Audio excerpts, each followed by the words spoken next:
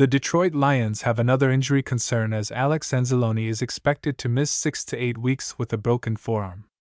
With Anzalone out, the Lions lose their best tackler and a big part of their defense. He was their defensive playmaker and captain. This injury means the Lions have lost 4 of their Week 1 starting defenders to serious injuries.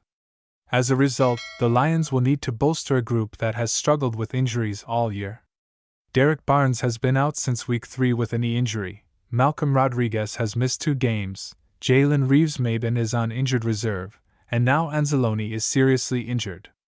If the Lions decide to look for a replacement internally, Rodriguez, Trevor Nowask, Ben Neiman and newly signed Ezekiel Turner could see increased playing time. Abraham Beauplan and Mitchell Aguirre are both practice squad options. However, the team could also look elsewhere for more depth. Here are 3 outside candidates the Lions could look to for future help and performance. The Miami Dolphins parted ways with Long earlier this season, which was a surprising decision. The exodus was surprising given the timing, but there were signs he struggled throughout the year. Pro Football Focus had an overall defensive rating of 37.0 and a run defense rating of 41.2. PFF said Long had 14 missed tackles in 6 games.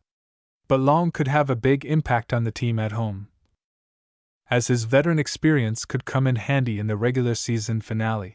David Long Jr.'s fall from grace in Miami was borderline stunning given that he played every down on defense, except for injuries, until he was demoted and benched in favor of Anthony Walker Jr. Dolphins On SI publisher Alain Poupart explained, when asked about his potential fit in Detroit. Long was a team captain and he'll bring a physical presence to any team that signs him.